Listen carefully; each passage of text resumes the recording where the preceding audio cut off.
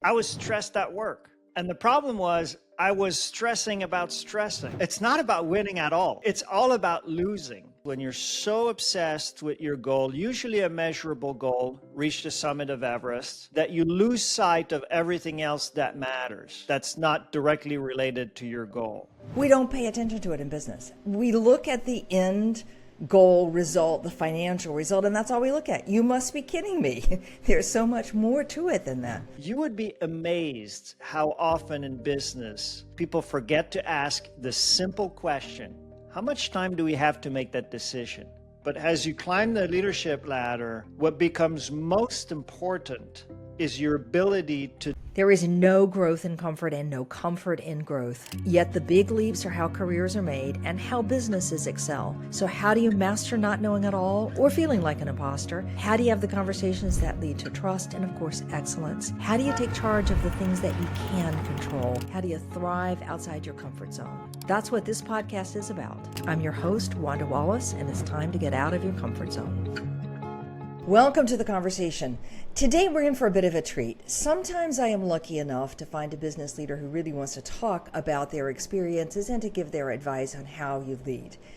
But rarely do I find a business leader who both wants to share their experiences and has taken a deep dive in what the science and literature of leadership, and particularly of sports psychology, say, and marry those two together for some sound advice. And I think you're going to find today that there's a few surprises in this story, which is always intriguing to me because it makes me think differently than I might have done otherwise. I think you'll see the same.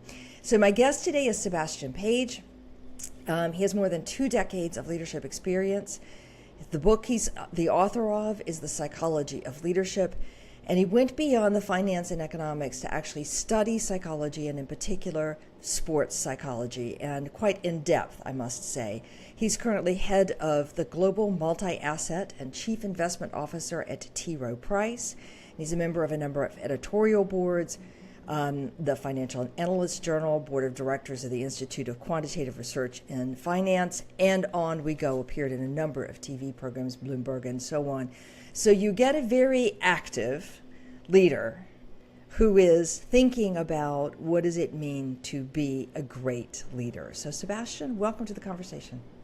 Wanda, thank you for inviting me. I'm fired up today. I think I might be drinking too much coffee, but I love doing podcasts and I'm ready to roll. I love it. I love it. All right. I always start with why. Why'd you write the book? I was stressed at work. And the problem was I was stressing about stressing. I kept telling myself, I've been doing this for 25 years. Why am I anxious about these work issues? And I decided to talk to a sports psychologist. His name is Dr. Daniel Zimmett. He lives here in Maryland.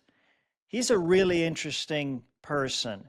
He holds 40 national titles in the sport of handball. So that's like squash for those who wonder what this is. And you whack the ball with your hands. So he's not only a PhD sports psychologist, but a pro athlete.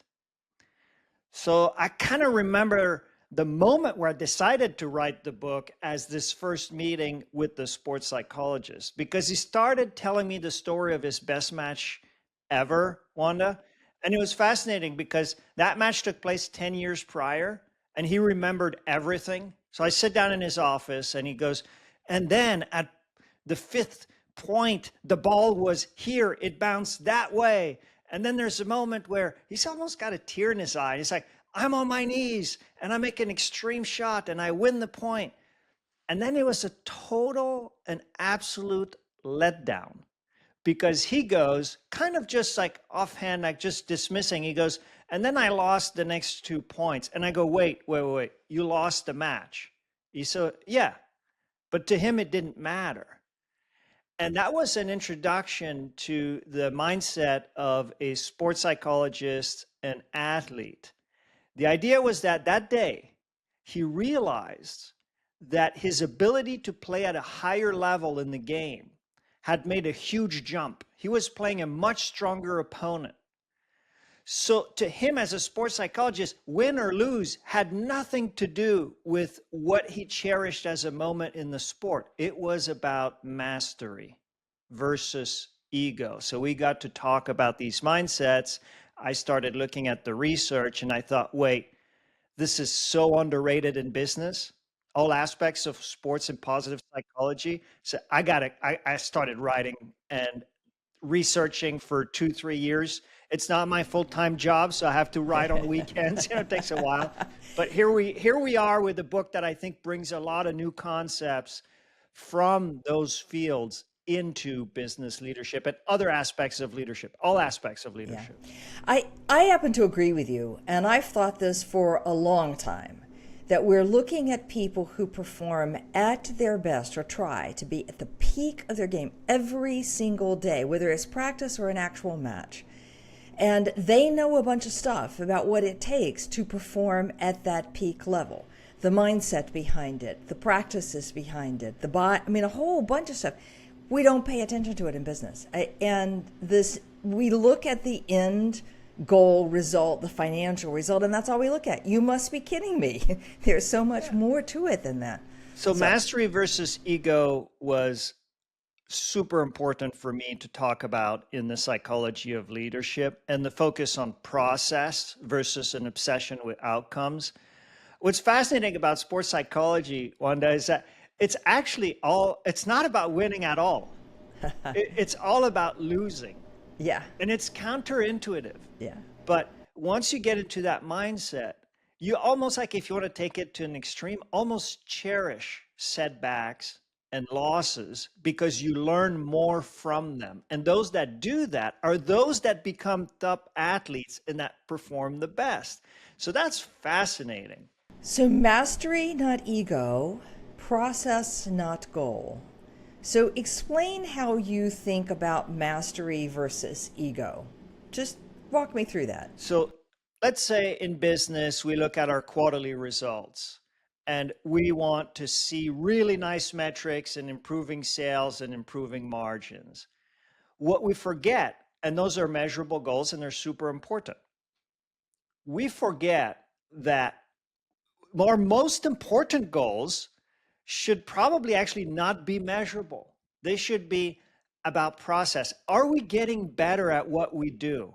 Are we getting more efficient? In my business and money management, are we finding the best insights throughout our research platform? All the way to, are we running meetings efficiently? Or if you have an industrial business, you know how you should obsess over the efficiency of your production line. So as business leaders, it's kind of the same as athletes, right? You have athletes who, for example, golfers, and I can't play golf to save my life. Let's just start with that. But it's a frequent example in the sports psychology literature. Some golfers want to have a low handicap and win trophies because that's what strokes their egos. That's motivating from an ego perspective. And then mastery-oriented golf players will get excited about improving their swing. That's a very different thing to think about. And, at some point, both players might be as successful, but in the long run, those that focus on mastery tend to perform better. Wanda, I want to give you a really important example for this that I really love, and it's in the psychology of leadership. Roger Federer went completely viral when he made a commencement address about 1.5 years ago to students. He said the following. He said, I have played 1,500 matches in my life. He's one of the top ranked tennis players ever. And then he goes, I've won most of these matches. I've won 80% of those matches. But then he asked the students, what percentage of the points do you think I won? And the answer is 54%. Roger Federer, one of the top tennis players of all time, almost lost half the points he ever played. Just a small edge, 54%. So if you get into that mindset, you start looking at your process a lot more. You start learning to lose. Federer said, whatever game you play in life, you're going to lose. He told that to students, ambitious students starting their careers, right? Get used to it. The myth of effortless success is just that. It's a myth. Excellence can look really, it doesn't look really good to define excellence as 54%. Like you keep losing points, but you end up being the top tennis player of all time. So I love that example to illustrate the mindset. I get that one. I see it in a practical way in my coaching practice. So I'm going to give you the same thing in a different parallel. But I watch people who strive to get a particular title. So in your field, that is often, I want to be an MD, or I want to be the head of something. And they strive and strive and strive and strive. And it's like they're looking at that goal as the success, like the handicap. And forget the journey along the way, forget the growth along the way, forget the preparation along the way, forget the how do I get a little bit better at this thing that I'm doing already. And at the end, I think they flame out early. Yeah, and it gets to goals a little bit, but when you survey millennials in particular, I came across this survey recently. It's all ego orientation, it's not mastery. 80% of respondents in the millennials age group will say, my long-term goal is to become rich. And 50% will say, my long-term goal, or another long-term goal, is to become famous. And when you look at the research in positive psychology, by the way, I just want to say, there's nothing wrong with having these goals, okay? Like, go ahead and pursue traditional measures of success. It's motivating.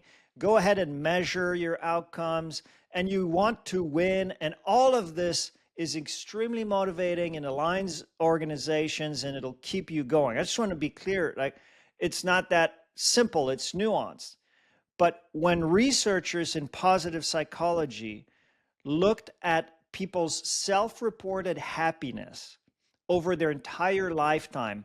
You might be familiar with that study, Wanda, the famous Harvard study, which is currently curated by psychiatrist, psychologist Robert Waldinger. It took place, it's still ongoing. It's been ongoing for 80 years, 80. There's no other study like this because they actually track people from like 5 years old throughout their lifetime. And then they have generations, cohorts of people. And what they do is they send a survey repeatedly, and they look at self-reported measures of life satisfaction. Are you thriving? Are you happy? And the study is just really fascinating because they look at, did you climb the social ladder, or did you not get that promotion? Were you healthy, or did you get, disease like that might be life-threatening? Did you go to jail? Did you live in poverty? And they try to highlight what makes people thrive in the long run. The punchline is there's really one factor that truly differentiates. Otherwise, it's all noise and doesn't really drive happiness. And that factor is the quality of your relationship and your relationships in your life. People that have quality relationships, whether it's family, whether it's at work, just around them, constantly over time had an ability to thrive and self-report higher scores of happiness. So you start with mastery versus ego. You get into what are the goals? Do you have ego goals or mastery goals?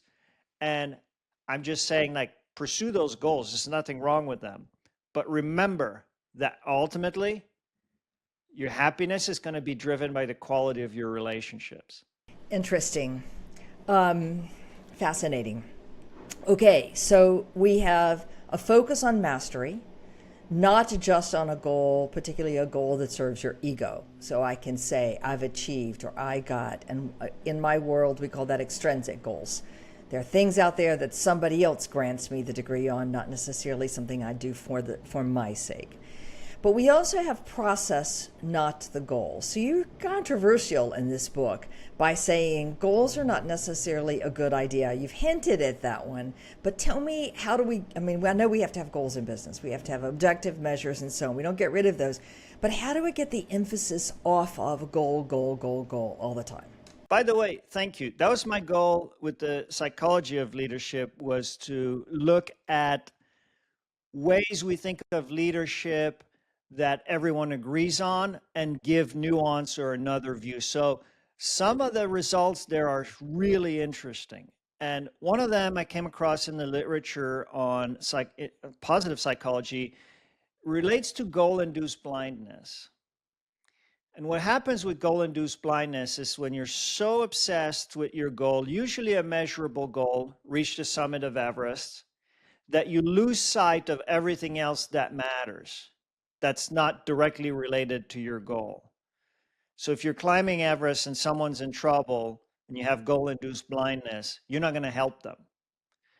If you're in business, I had goal-induced blindness in the first few years of my career in money management, finance, and economics. I was not taking care of myself. I was working nonstop, traveling the world nonstop, and I had a cold that lasted for an entire year. I almost died. I had a mysterious infection that entered my bloodstream. I was in the hospital for an entire week. That was pure goal-induced blindness.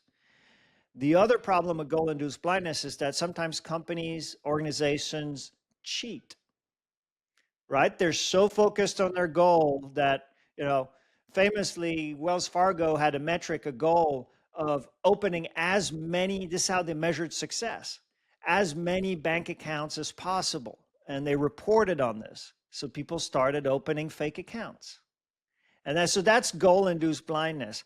And there's a way I like to illustrate this, and I did this recently with I was speaking to a group of about 1,000 students, money management finance students. So these are ambitious students. But what happened shocked me a little bit. I wanted to test the goal-induced blindness in the room. And I'm going to ask you the same question, Wanda. I know what you're going to answer, but just for our audience here, I'm going to ask you the same question. I asked a group of about 1,000, massive room, one of the biggest talks I've ever given. Suppose I give you a bowl of gummies, and 4 of them are poisoned and will kill you. How much money would I have to give you to convince you to eat a gummy?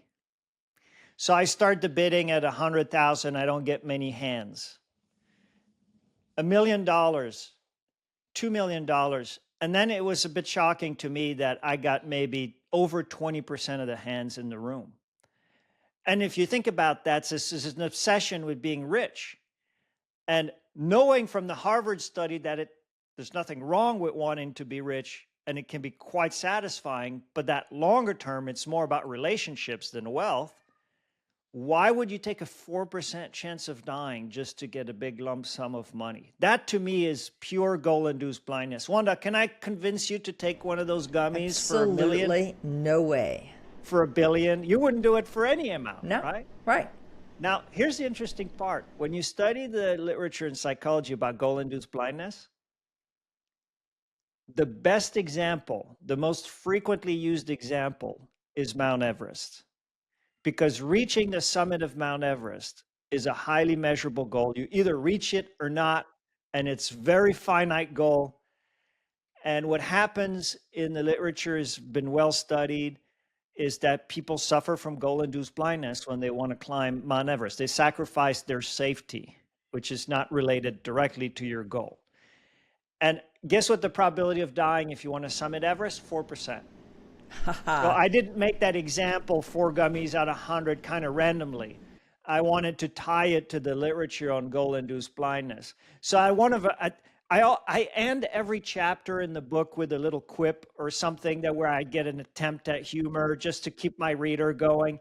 And at the end of one of the chapters about this in the Psychology of Leadership, I go, if you ever feel the urge to climb Mount Everest, this might be the most useful advice you'll get in this entire book. Don't. Now, I'm saying that, and I have a podcast in a week with an expert climber who's summited Everest. So we'll have an interesting conversation. Will be an interesting conversation. It is true, this notion of goal-induced blindness, how focused we get on the goal to the exclusion of absolutely everything else. And there's tons of literature out there that says, we celebrate billionaires, for example, or founders of major companies who go after a single goal And it looks like that singularity of focus is what really made them successful. Now, I know you have a particular point of view about billionaires are not the ideal role models. So talk to me about that. Well, apparently I have too many views on billionaires because my editor, I was talking about, I read maybe 100 biographies of billionaires. And my editor at some point said, okay, Seb, like we're talking about leadership, enough about billionaires. So I had to kind of narrow it back. I'm fascinated by them because it is a measure of traditional success. And across billionaires, you'll recognize some really good things and some really bad things. And if I try to generalize, and you never want to generalize these things, but just for the purposes of the discussion and the psychology of leadership, billionaires, they all have a tremendous sense of meaning in what they do. Think about this, right? At some point, if you have all the money, and like you can't even spend it. And if you spend it, it's kind of silly to spend it. It's kind of wasteful, right? So why do you keep going? Well, you have a tremendous sense of meaning in what you do. So I talk about Steve Jobs, I talk about Elon Musk, I talk about Jeff Bezos and how they found like what part of their success I think is attributed to their tremendous sense of meaning. And they talk about meaning a lot. But here's the thing though. I was out running in California many years ago with a friend, and we were talking about a billionaire that we both know. We won't name them. And I go, he seems like a nice guy. And my friend goes, there's no such thing as a nice billionaire. And it kind of stuck in my head. And I was doing the research and kind of studying their mindset, ultra high performance, ultra high success. I did find that a lot of them suffer from relationship blindness, if you will. A lot of them don't treat people around them very well. And you start to think, well, should I try to emulate that? Should I just be like them in order to be as successful as them? And my answer is a resounding no. Because first of all, there's something called survivorship bias, okay? There may be 10 million really bad people that are really not nice to people around them, and most of them, 99.9%, won't become billionaires.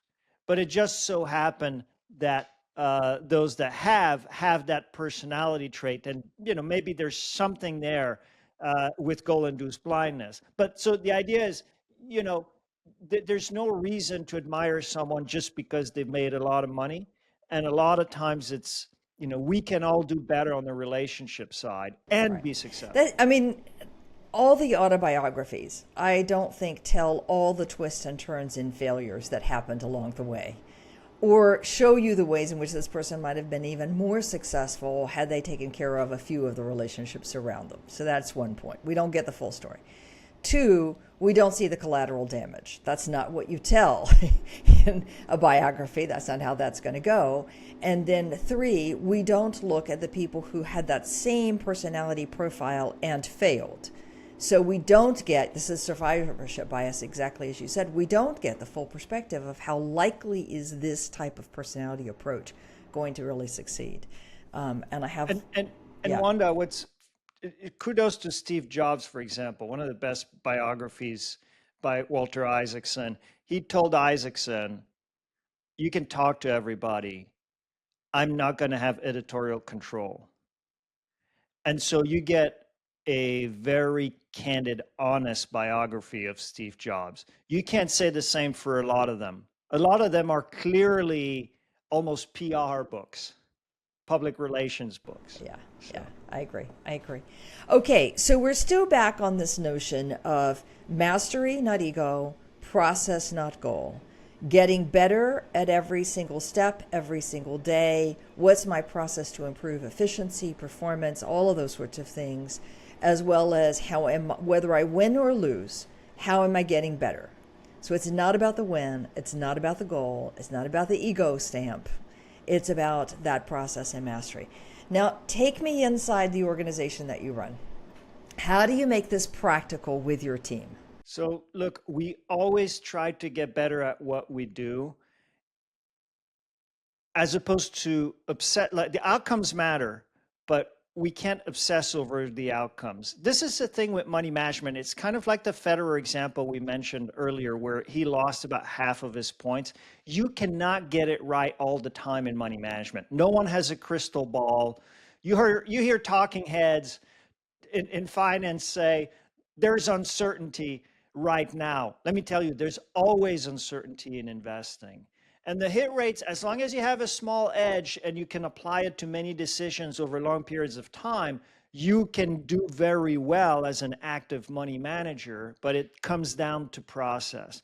Wanda, I would say the most important way to make this practical in decision making under uncertainty is to develop systems and the capability to differentiate between luck and skill.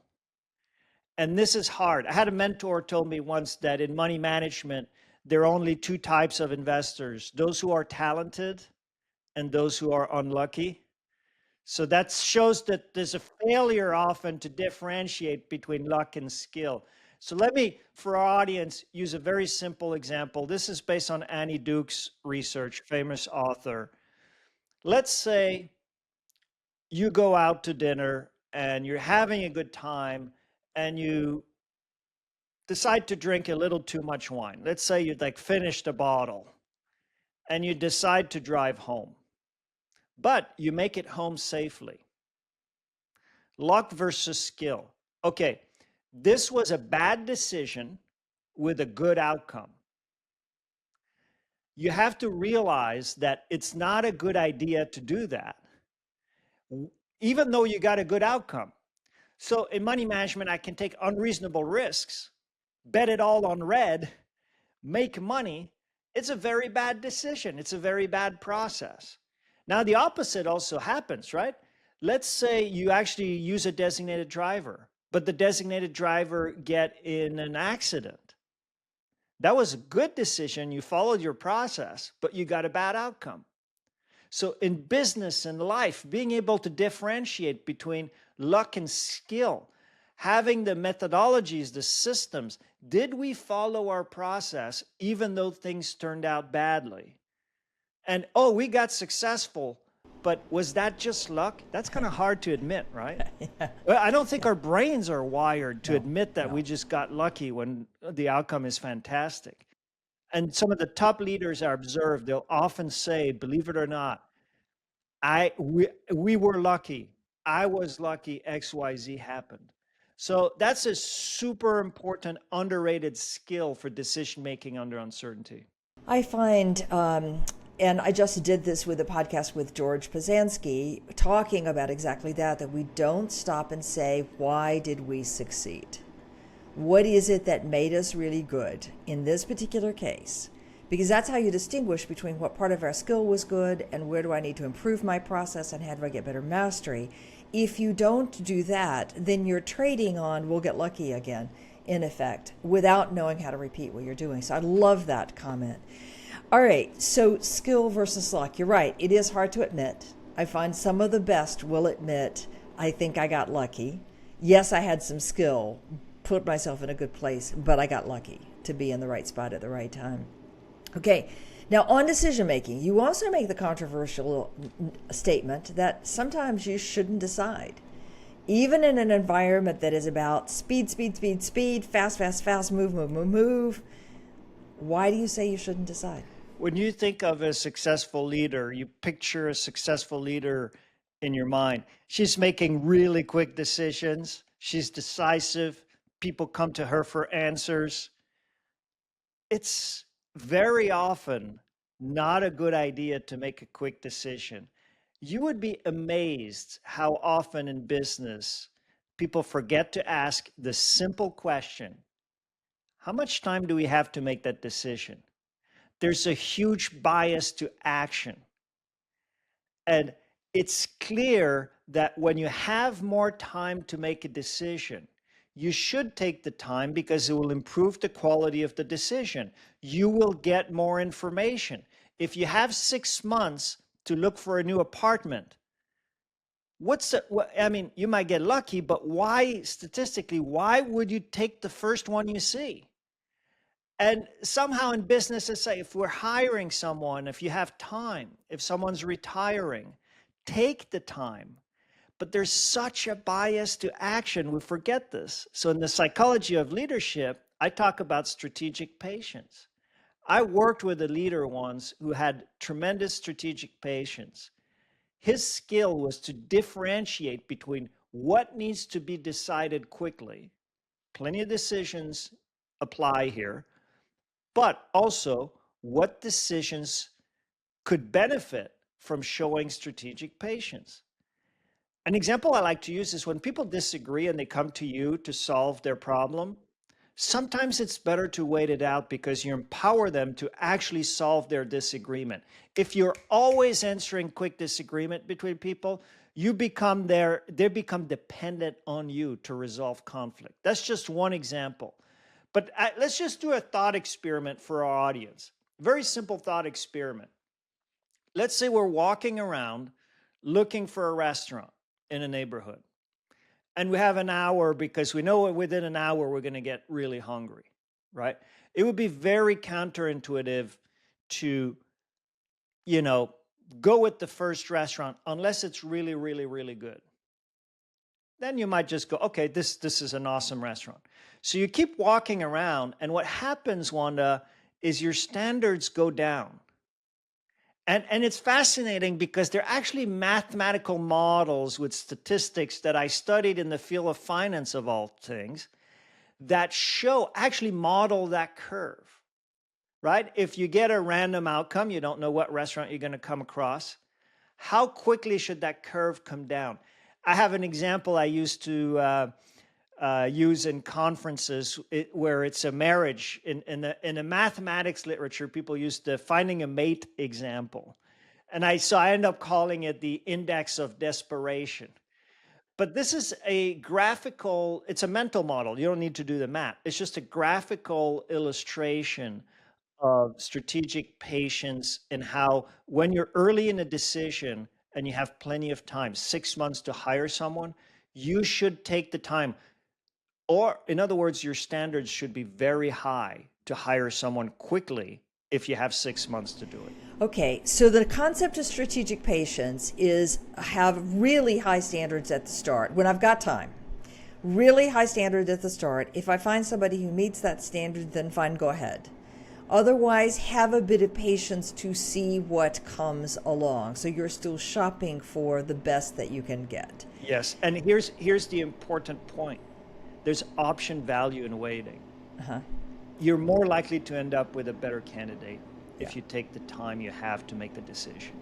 Well, I'll be more thoughtful about what I actually need, what I really want, what the job involves, a whole host of other things. All right, now, for people out there who are not terribly patient and want to just move it off their desk quickly and go on, what's your advice for developing a little more patience? It's hard. I'm going to admit, as I said, there is a huge bias to action in business and in many other organizations. So what I find really helpful is the concept of mindfulness. We don't talk much about this in business, but being mindful of your reaction in the moment when you have a decision to make. Are you having a stress response, for example? There's nothing wrong with having a stress response. You won't be able to control whether or not you're having a stress response, but if you practice mindfulness, this is trainable. You can learn it. You merely recognize that you're having a stress response, which means you might make the decision too quickly, not exercise strategic patience, and you're more likely to make the wrong decision. Think of the research that Daniel Kahneman famously did on system 1 versus system 2 thinking, right? So the mindfulness helps you realize, oh, I'm in the rush system 1 decision-making mode. I use breathing. I find that I've always thought, oh, breathing techniques is kind of trite. It's basic advice. And then I started studying sports psychology and mindfulness, and I saw, oh, okay, like Kobe Bryant, Michael Jordan, all the top athletes, they have mindfulness coaches. So if they do it for top ultra high performance, Performance. like, okay, Maybe I should. yeah. So I Doesn't work. really like, there's one that I've been practicing when it comes to exercising strategic patience, or just as a tool to help me slow down my reflex to make quick knee-jerk decisions. And it's box breathing. So 4x4, I'll inhale for 4 seconds, hold my breath for 4 seconds, exhale for 4 seconds, and hold at the bottom for 4 seconds. Very simple. Do it 2 or 3 times. I also do it in stressful situations. So next week I have to go on live national TV to talk about financial markets, and I'm going to be challenged on my views. Right before I go on the air, I'm going to do 2 or 3 box breathing. No one's going to notice, and it's just part of my routine. Right. It's a very powerful technique, and the breathing can amp up the stress and it can decrease the stress. And what you want to do is to make sure the decisions are being made not by the stress, but by your own cognitive thinking. And as Daniel Kahneman famously said, that cognitive thinking, the logic takes a little while to kick in. So buy the time to get it to kick in. I just listened to an interview yesterday with Daniel Kahneman, and he said the following. He never makes a decision on the phone. When anybody calls him and asks him to do something, he will not answer on the phone. It's your principle. He said, because I make a fast response, I haven't thought about it, I haven't considered, is this something I really want to do or not want to do? So he says, I end up doing things I don't really want to do. So I have a rule to keep me from doing that crazy thing. And that is, I'll never answer yes or no on the phone. I love that. And by the way, it's a sales technique. I work with a lot of salespeople, and they oftentimes need me to help them present to their clients. And some will send emails, and so I have time to think about it. But others will just walk up to my office. Like, those are the best salespeople. And hey, can you do this? And it's just so hard because they're looking at you, right? They're right there. That's like one step even above the phone. So email is weak. If I'm flipping it around, right? Let's say I'm trying to sell something to Danny Kahneman. Email is weak. Phone is a little bit better. And walking up to his office is even better. Now, flipping it back to the other side, I get solicited all the time. And we're talking about strategic patience. It's amazing how, I said this earlier, but in business, people rarely ask, how much time do I have to make that decision? It's such a simple question. And we make the assumption that the decision is urgent, but 90% of the time it isn't. But we don't even ask, is this urgent? If you get the reflex, when do you need me to get back to you on this? And then use the time. And then use the time. I think that's true when you're also agreeing to take on a piece of work. When you say, yes, I will help you with whatever that thing is, but we never ask what's the time frame. Like, when do you need a response by? Can this wait another week? And so we rush to do it in that moment, and it isn't what was needed at all. And we just don't ask the question. And Wanda, I'm guilty of being on the other side of this, right? So because I have analysts that support me in a lot of different ways, so I ask for things, and all else being equal, I'd rather have the answer quickly. And so my default, and also because it's coming from me, their default is to do it quickly. But those that manage their time well will ping it back to me, Seb, when do you need this by? And then as the leader, it forces me to think, well, that's right. I don't really need it this afternoon. So you're actually putting it back on the leader to be more mindful about how they're using your time. And there's nothing wrong with asking that question.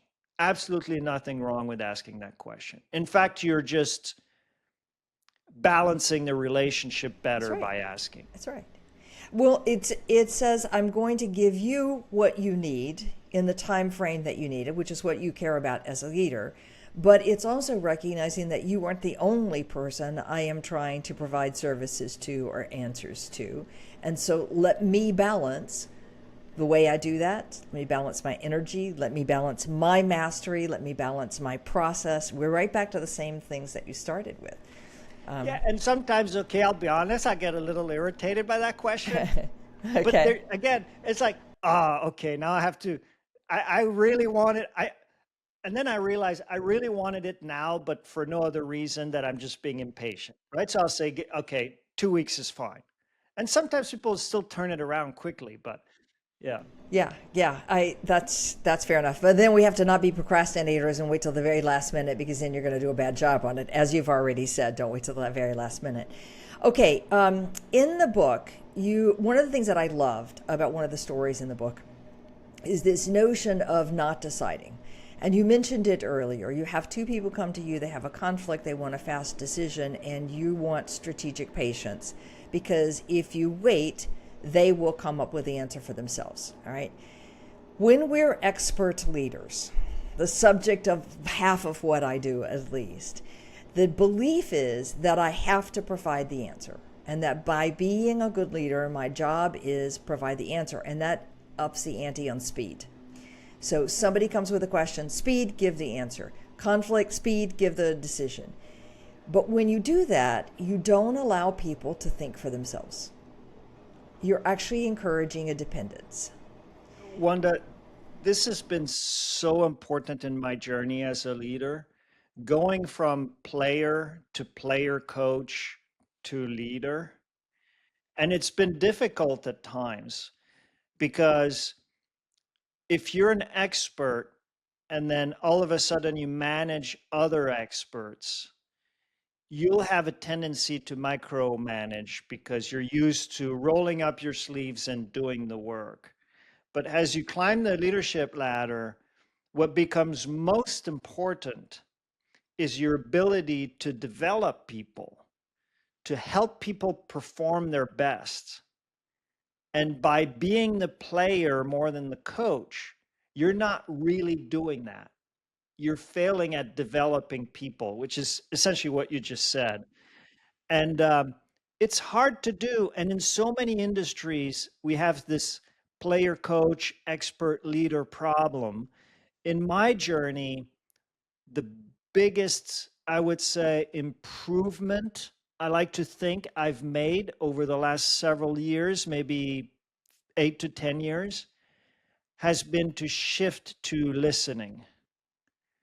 And we all think of the leader as this inspirational figure. She's really inspiring. She's a great communicator. But counterintuitively, the number one leadership skill you develop as you climb the ladder is listening. It's almost like a superpower in leadership, completely underrated. And it took me a while to get my head around that. But then you let the experts do their job. Yeah.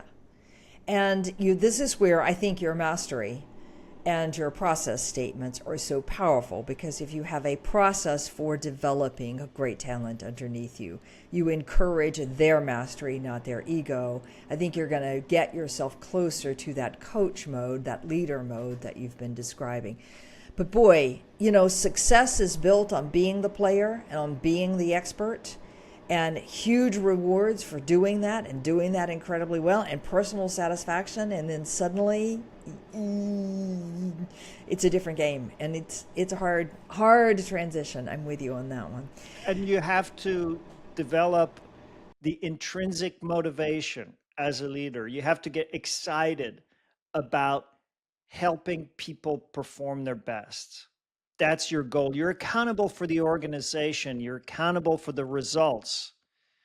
And you just have to take a step back with your own individual contribution.